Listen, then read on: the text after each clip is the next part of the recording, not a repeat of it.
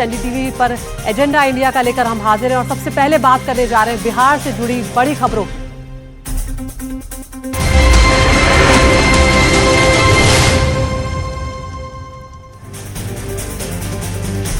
और सबसे पहले बात करने जा रहे हैं एनडीए की, जहां पर सीट बंटवारे के बाद से लगातार उथल पुथल का दौर जारी है। अब उपेंद्र कुशवाहा एक बार फिर से यहां पर नाराज चल रहे हैं। गृह मंत्री अमित शाह से मुलाकात करने के लिए दिल्ली पहुंच रहे हैं। अब उपेंद्र कुशवाहा देर रात तक बीजेपी नेताओं ने उपेंद्र कुशवाहा को मनाने की कई कोशिशें की है। बैठकों का सिलसिला लगातार चलता रहा है। दरअसल बताया ये जा रहा है कि महुआ सीट को लेकर उपेंद्र कुशवाहा अपना दावा ठोक रहे हैं। पटना में देर रात तक उपेंद्र कुशवाहा को मनाने के लिए उप मुख्यमंत्री सम्राट चौधरी और नित्यानंद राय पहुंचे हुए थे। काफी देर तक ये बैठक चली है, लेकिन बावजूद उसके बात नहीं बन पाई। उपेंद्र कुशवाहा अब कुछ ही देर में दिल्ली पहुंचने वाले हैं। पटना से रवाना होते वक्त उनके साथ नित्यानंद राय भी मौजूद थे। बताया ये जा रहा है कि कुशवाहा महुआ सीट को लेकर नाराज हैं और सबसे पहले यहाँ पर आपको हम सुनवाते हैं कि उपेंद्र कुशवाहा ने क्या कुछ कहा।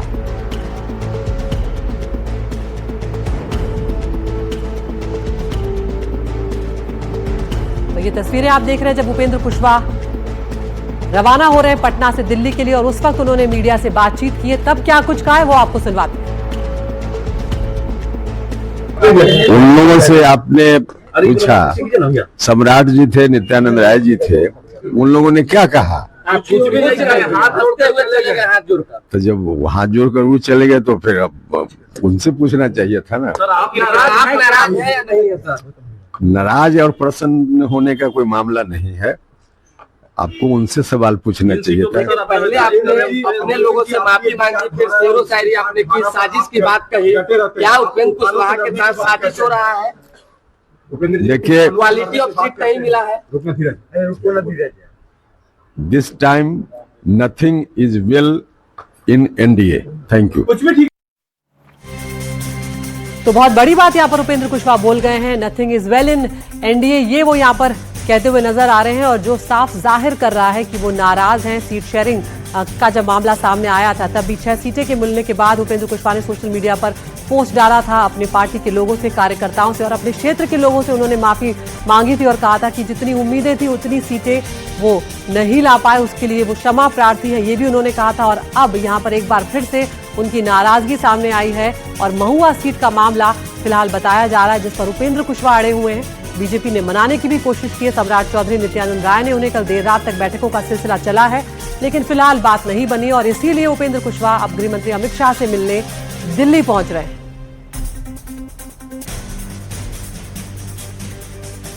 दिल्ली जा रही है। एनडीए जो कुछ भी अभी तय कर रहा है उसके संबंध में विमर्श का कुछ मुद्दा बाकी है। इसी विषय पर बात करने के लिए दिल्ली जा रहे हैं और सब कुछ ठीक हो जाएगा, इस उम्मीद के साथ, इस विश्वास के साथ जा रहे हैं। नाराजगी को लेकर सब हो जाएगा। हमने कहा ना कि सब ठीक हो, हाँ तो सब हो जाएगा, ठीक हो जाएगा। तो यहाँ पर उपेंद्र कुशवाहा के सुर कुछ बदले हुए भी नजर आ रहे हैं। एक और बयान जो है हमने आपको वो भी सुनवाया, ये कह रहे हैं यहाँ पर सब कुछ ठीक हो जाएगा। तो गृह मंत्री से भी मुलाकात हुई नहीं है, लेकिन उससे पहले ही यहाँ पर वो कह रहे हैं, इधर नित्यानंद राय जो है उन्होंने भी यही बात कही है। जो उपेंद्र कुशवाहा की नाराजगी पर जब उनसे सवाल पूछा गया तो उन्होंने बोला जल्द ही सब कुछ ठीक हो जाएगा।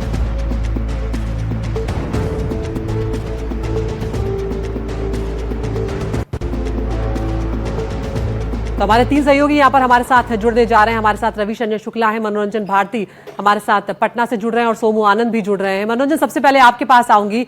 ये जो पेच अब यहाँ पर फंसा है, उपेंद्र कुशवाहा फिर से नाराज हो रहे हैं और साफ तौर पर ये कह रहे हैं वो कि ऑल इज नॉट वेल, लेकिन बाद में फिर कह रहे हैं कि सब कुछ ठीक हो जाएगा। कैसे देख रहे हैं आप इस पूरी स्थिति को अभी? देखिए, उन्होंने खुद ही कह दिया कि all is not well in NDA. एक तो उपेंद्र कुशवाहा नाराज है। कल हमने देखा कि जीतन राम मांझी कह रहे हैं कि हम अपनी 6 सीट दी गई तो 2 एक्स्ट्रा सीट पे भी हम अपना उम्मीदवार उतारेंगे। महुआ सीट को लेकर के उपेंद्र कुशवाहा नाराज हैं। ये भी पटना में चर्चा है कि उनकी आरजेडी से भी, जो आरजेडी भी उनके ऊपर डोरे डाल रही है, वो दिल्ली गए हैं।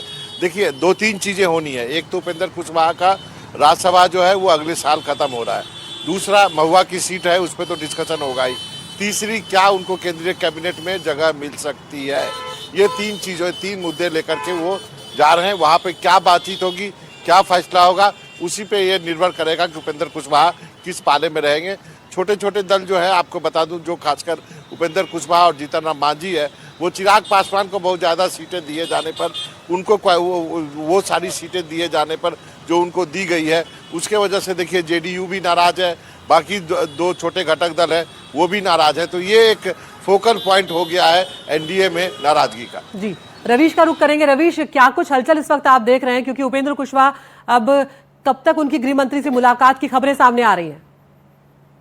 जी देखिए अदिति, आज दोपहर तक गृह मंत्री से वो मुलाकात करेंगे और जो बीजेपी के सूत्र बता रहे हैं, सीटों की संख्या को लेकर उनकी नाराजगी नहीं है, बल्कि दिनारा और जो महुआ सीट है उसको लेकर उनकी नाराजगी है, क्योंकि ये दोनों ही सीटें, अगर हम महुआ की बात करें तो वो बताया जा रहा है कि एलजेपी के खाते में जा रहा है, यानी चिराग पासवान के, और जो दिनारा की सीट है वो जेडीयू के खाते में जा रही है। तो इसके वजह से उन सीटों को लेकर जो उपेंद्र कुशवाहा है वो ये चाहते हैं कि वो सीटें उनको दी जाए। अब पेच जो है बाकी 30-31 सीटों पर फंसा हुआ है अभी, इसीलिए आपने देखा कि 71 सीटों पर जो है वो उम्मीदवारों के नामों की घोषणा की है, बाकी सीटों पर अभी घोषणा नहीं हो पाई है। वो इसलिए नहीं हो पाई है क्योंकि बीजेपी ने इस बार समीकरण बनाया था कि कुछ सीटों को स्वैप किया जाएगा, यानी सहयोगी दलों को दिया जाएगा, और कुछ सीटें वो जो है वो सहयोगी दलों के ऊपर में लड़ेगी। तो यही अब कुछ पेच फंसा हुआ है, लेकिन अब गेंद जो है वो अमित शाह के पाले में डाल दिया है। अभी जैसा बाबा बता रहे थे कि उनको जो है वो कंसोलेशन प्राइज के तौर पर कुछ मिल सकता है। 2026 में राज्यसभा उनकी खत्म हो रही है, तो हो सकता है कि गृह मंत्री पर वो दबाव की राजनीति का इस्तेमाल करके और फिर इस पर हामी भरवा ले जाए। लेकिन कहीं ना कहीं बीजेपी का ये कहना है कि दोपहर तक बात बन जाएगी और उपेंद्र कुशवाहा को मना लिया जाएगा। नित्यानंद राय की बाकायदा ड्यूटी लगी है, क्योंकि आपने देखा कि नित्यानंद राय की अहम भूमिका थी जब चिराग पासवान ने थोड़ी बहुत नाराजगी दिखाई थी, उस वक्त नित्यानंद राय ही इन लोगों से बातचीत कर रहे थे। तो अब फिर से एक बार नित्यानंद राय को जिम्मेदारी सौंपी गई है। नित्यानंद राय के साथ वो दिल्ली अभी पहुंच रहे हैं और उसके बाद में दोपहर तक, अभी कोई खास वक्त तो नहीं फिक्स हुआ है, लेकिन उम्मीद ये लगाई जा रही है कि दोपहर तक अमित शाह से मुलाकात करेंगे। बिल्कुल, तो आज दोपहर तक उपेंद्र कुशवाहा जो है मुलाकात करेंगे, लेकिन कुछ ही देर में वो दिल्ली भी पहुंचने वाले। तो 3 अलग अलग तस्वीरें यहाँ पर हम आपको दिखा रहे हैं। उपेंद्र कुशवाहा नाराज है, उधर नीतीश कुमार की नाराजगी भी कल सामने आ चुकी है। मांझी पहले ही असंतुष्ट, उन्होंने ये भी कहा कि इसका असर चुनाव में पड़ सकता है, एनडीए पर पड़ सकता है, और बीजेपी की जो लिस्ट है उसमें 71 नाम बीजेपी की तरफ से जारी कर दिए गए।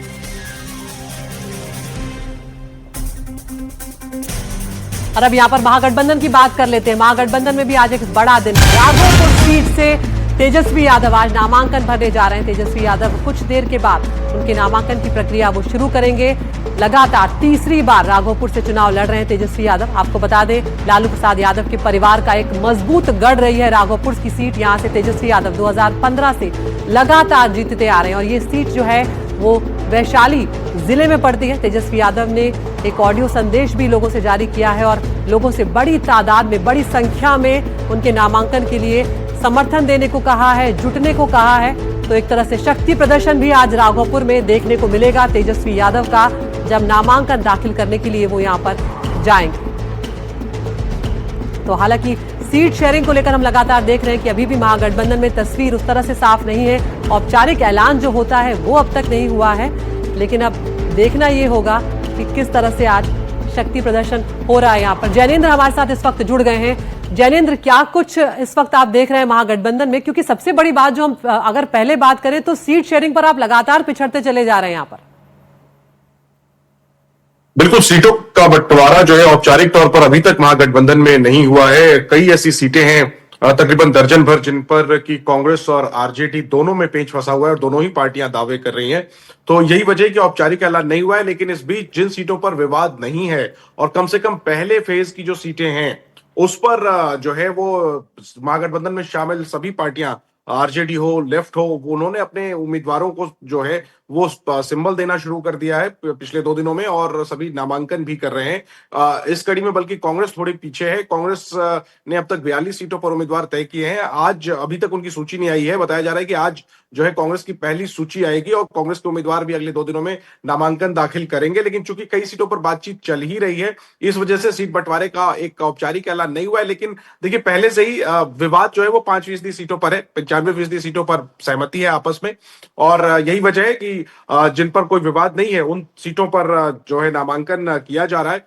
और आज राघोपुर से नामांकन दाखिल करने के बाद तेजस्वी जब पटना लौटेंगे, संभवतः पटना में कांग्रेस और वाम दलों के नेताओं के साथ उनकी देर शाम बैठक हो सकती है। और सीट बंटवारे का जो एक आम सहमति वाला फार्मूला है उस पर बातचीत की जो प्रक्रिया है वो अभी भी जारी है और वो आज भी जारी रहने वाली है। मनोरंजन यहाँ पर जी, जनेंद्र आती हूँ आपके पास, मनोरंजन का रुख भी हम कर लेते हैं। तो आज बड़ा दिन यहाँ पर होने जा रहा है महागठबंधन के लिए। राघोपुर सीट से तेजस्वी यादव नामांकन भरेंगे, लेकिन खींचतान की जो बात जैनेंद्र यहाँ पर कह रहे हैं मनोरंजन, वो किस तरह से वहां पर अब आगे बढ़ रही है? क्या अब सहमति हो चुकी है? क्या औपचारिक कोई ऐलान होगा या अब इसी तरह से बात आगे बढ़ जाएगी, क्योंकि आज तो नामांकन ही कर रहे हैं?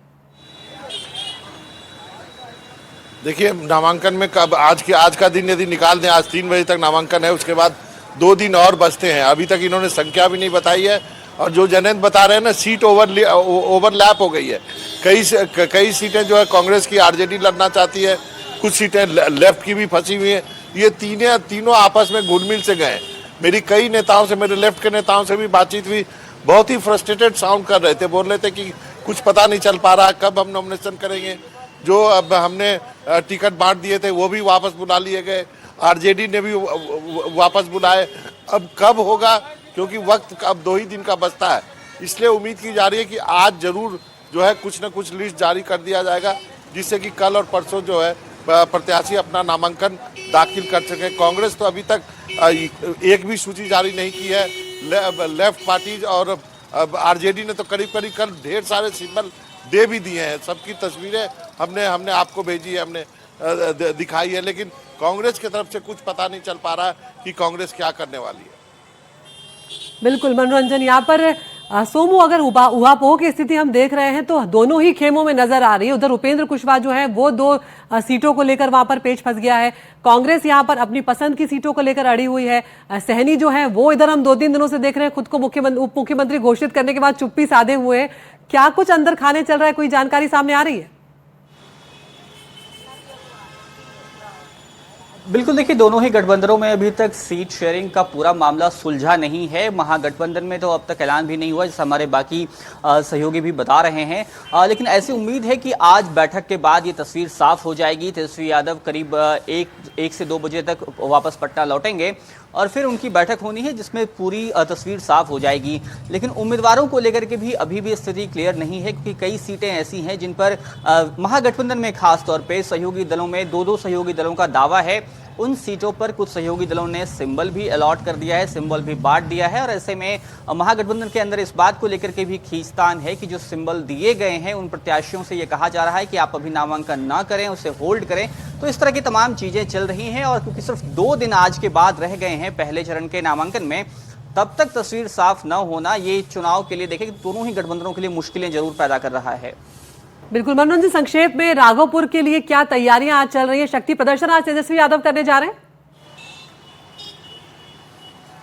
देखिए, राघोपुर जो है गढ़ है, मतलब वहां पर आप देखिए तो राघोपुर से कोई कॉन्टेस्ट है नहीं। और जिस ढंग से तेजस्वी ने अपने समर्थकों को अपील की है, बहुत भीड़ आने वाली है, तो वहां पर कोई और चांस नहीं है। इसलिए आपने देखा कि प्रशांत किशोर राघोपुर गए थे, लेकिन लड़ने की हिम्मत नहीं जुटा पाए और आखिरकार प्रशांत किशोर को ये कहना पड़ गया कि अब मैं विधानसभा का चुनाव ही नहीं लड़ूंगा, 243 जगह प्रचार करूंगा। तो वो एक बेस्टियन है यादव फैमिली का, और वो रहेगा उस पर जो है वहाँ पर बहुत मुश्किल है किसी और को जाना और वहाँ पर लड़ पाना।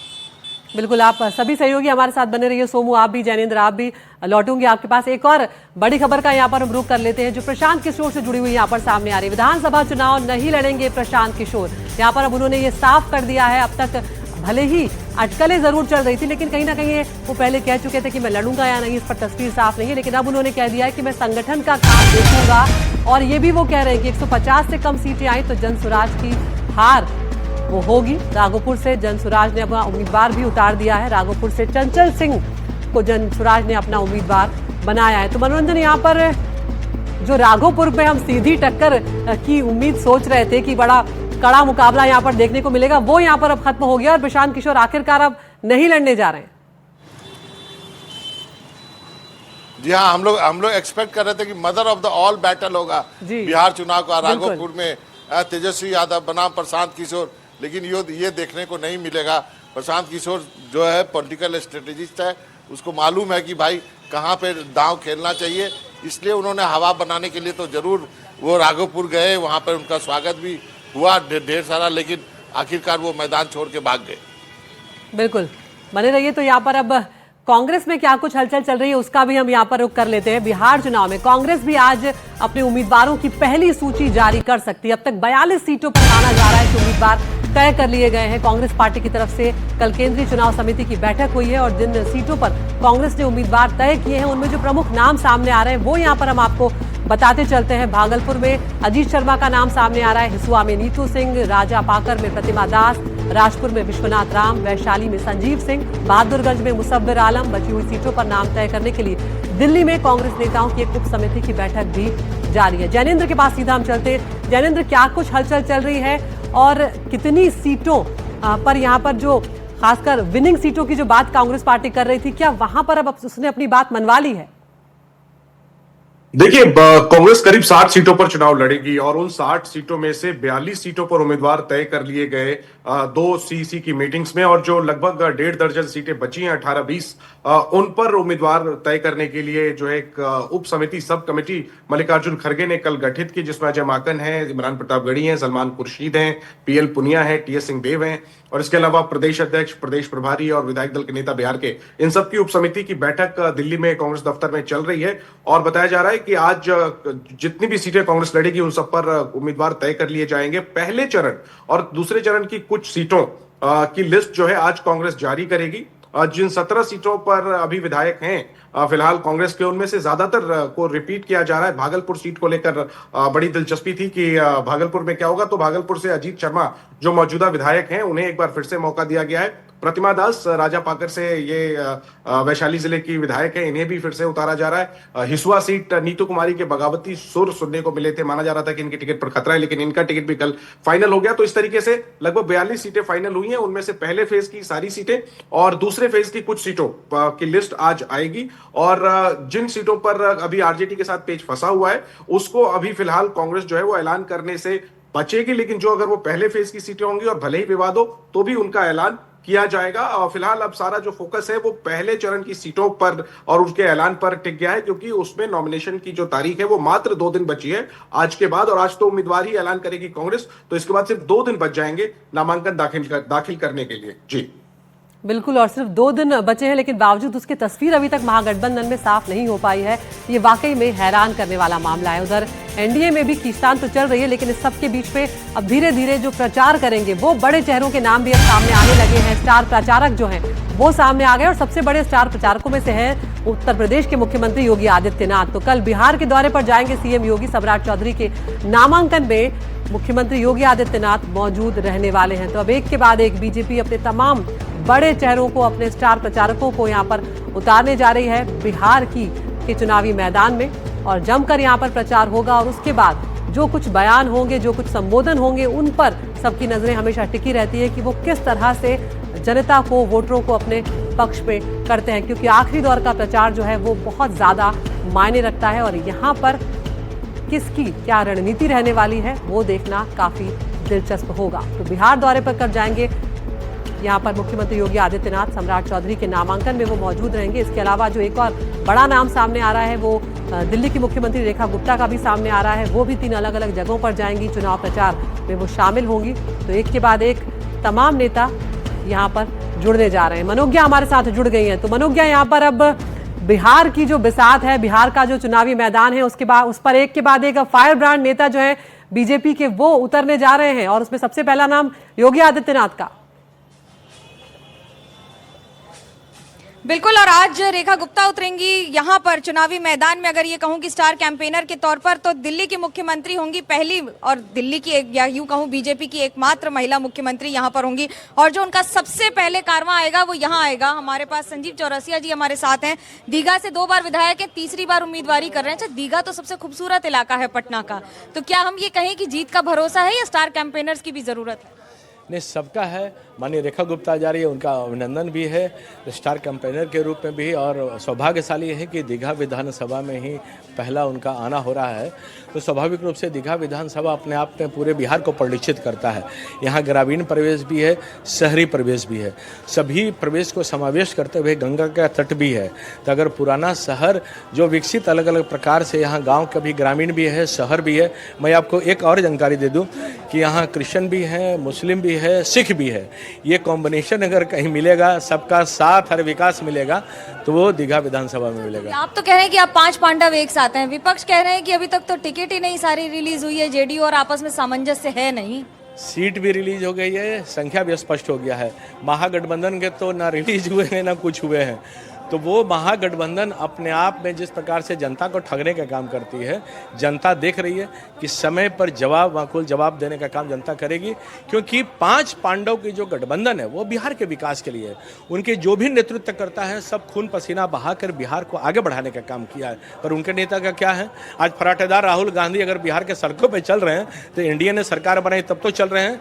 तो ऐसे अनेक उदाहरण है जो महागठबंधन ने कभी कुछ बिहार को देने का काम नहीं किया, केवल ठगने का काम किया और झूठे नारों के साथ आगे बढ़ाने का काम कर रहे हैं। पर एनडीए ने वही सार्थकता के साथ। असदुद्दीन ओवैसी कह रहे हैं कि तेजस्वी यादव ने गठबंधन कर लिया होता तो बेहतर होता। काफी सारी आपस में छींटाकशी देखी जा रही है। वो खींचाकशी भी होगा, छींटाकशी भी होगा।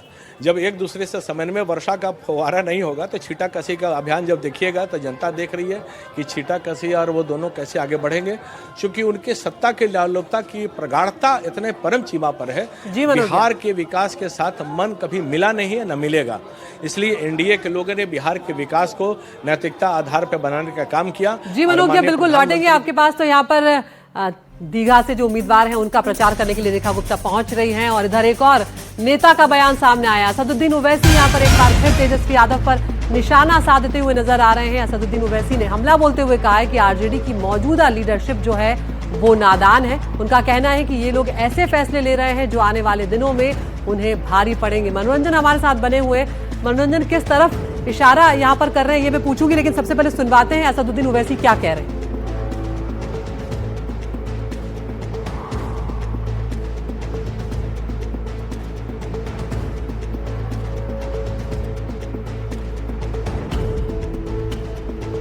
तो यहाँ पर असदुद्दीन ओवैसी ने क्या कुछ कहा है वो सुनवाएंगे, लेकिन मनोरंजन भारती के पास हम यहाँ पर चलते हैं। मनोरंजन, किस तरफ ये इशारा कर रहे हैं ओवैसी? वो कह रहे हैं कि ऐसे फैसले ये लोग ले रहे हैं जो उन्हें आने वाले दिनों में भारी पड़ेंगे।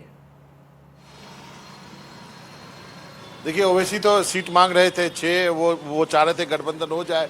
आरजेडी जो है गठबंधन करना नहीं चाहती थी। उनके जो प्रदेश अध्यक्ष है उन्होंने ढोल नगाड़े के साथ लालू यादव के घर के बाहर प्रदर्शन किया। लेकिन सच्चाई किया है, मैं आपको अदिति बताना चाहता हूं कि सोमू ने एक पूरा मैथमेटिक्स किया है।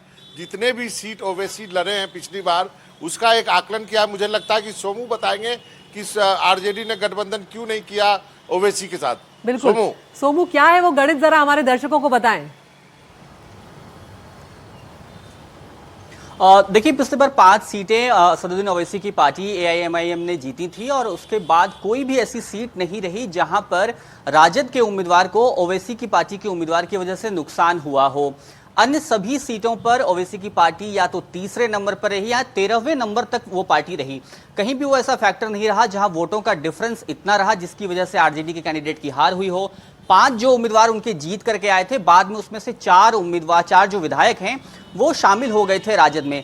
इसलिए उनको लग रहा है कि कोई खतरा महसूस नहीं हो रहा है एआईएमआईएम से, इसलिए उन्होंने गठबंधन से साफ इनकार किया है। और दूसरी बात यह भी है कि अगर वो ओवैसी की पार्टी से गठबंधन करते तो एक तरह से पोलराइजेशन का खतरा होता और इसी चीज को ध्यान में रखते हुए, आंकड़ों को ध्यान में रखते हुए और इस नैरेटिव को ध्यान में रखते हुए एआईएमआईएम के बार-बार प्रस्ताव देने के बावजूद महागठबंधन ने, खासतौर पर राजद ने गठबंधन करने की जो उनकी गुजारिश थी उसको खारिज कर दिया।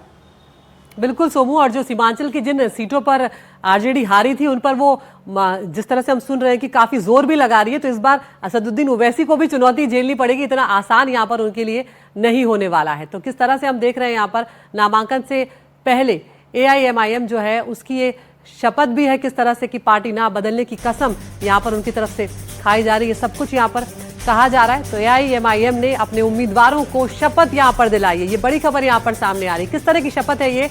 टिकट उम्मीदवारों को शपथ दिलवाई गई है और पर्चा भरवाने से पहले ये शपथ जो है वो दिलाई गई। लेकिन यहाँ पर एक और बड़ी खबर आपको हम दिखा रहे हैं। शहाबुद्दीन के बेटे को यहाँ पर टिकट दिया गया है। शहाबुद्दीन के बेटे को लालू प्रसाद यादव ने टिकट दिया है, तो वो भी अब मैदान में देखेंगे। रघुनाथपुर से शहाबुद्दीन के बेटे को टिकट यहाँ पर दिया गया है। उसामा शहाब उनका नाम है, विधानसभा सीट से यहाँ पर टिकट दिया है। राजद ने सीवान के चर्चित नेता रहे शहाबुद्दीन के बेटे को रघुनाथपुर से, तो वहीं अवध बिहारी चौधरी को सीवान से चुनाव मैदान में उतारा है। और इसके साथ ही पार्टी ने अख्तरुल साहिन को समस्तीपुर से टिकट दिया है। तो ये नए नाम सामने यहाँ पर आ रहे हैं। शहाबुद्दीन के बेटे उसामा शहाब को रघुनाथपुर से टिकट दिया है। खुद लालू प्रसाद यादव यहाँ पर सिंबल बांटते हुए नजर आ रहे हैं। तेजस्वी यादव भी वहां पर मौजूद है। तो सीवान का चर्चित चेहरा शहाबुद्दीन और उनके बेटे को अब यहाँ पर आरजेडी टिकट दे रही है। मनोरंजन भारती हमारे साथ जुड़े हुए हैं। मनोरंजन, किस तरह से आप ये देख रहे हैं सीट बंटवारे को यहाँ पर, क्योंकि तेजस्वी यादव भी तस्वीरों में नजर आ रहे हैं, लालू यादव जो है वो सिंबल बांटते हुए नजर आ रहे हैं। ये पहली तस्वीर है जिसमें कि आपको लालू यादव भी दिखेंगे और दिख रहे हैं और तेजस्वी भी दिख रहे हैं। तो आप इसका जो मोटो है और ये तस्वीर में लालू यादव और तेजस्वी यादव का, इसका आप संकेत समझ सकते हैं। रघुनाथपुर की सीट जो है परंपरागत सीट रही है और वहाँ से ये पहले से चर्चा थी कि शहाबुद्दीन के बेटे को ही टिकट दिया जाएगा। राहुल गांधी जब गए थे वोट अधिकार यात्रा में तो उनकी यात्रा भी सिवान से होकर गुजरी थी। उनका फिर इसको उसामा को भी जो है राहुल गांधी ने अपने जीप में जगह दी थी। लोकसभा चुनाव में जरूर आरजेडी से कुछ गलतियां हुई है, लेकिन उसको सुधार लिया गया है और ये एक तरह से आरजेडी के लिए सबसे सेफेस्ट सीट मानी जा रही है। बिल्कुल, बहुत बहुत शुक्रिया मनोरंजन आपका, सोमू आनंद आपका भी, हमारे तमाम सहयोगियों का। तो बिहार की बिसात बिछ चुकी है। भले ही सीट शेयरिंग में खींचतान चल रही है, लेकिन अब जैसे जैसे चुनाव नजदीक आ रहे हैं प्रचार प्रसार बढ़ेगा और एक दूसरे पर आरोप प्रत्यारोप का दौर भी देखने को मिलेगा।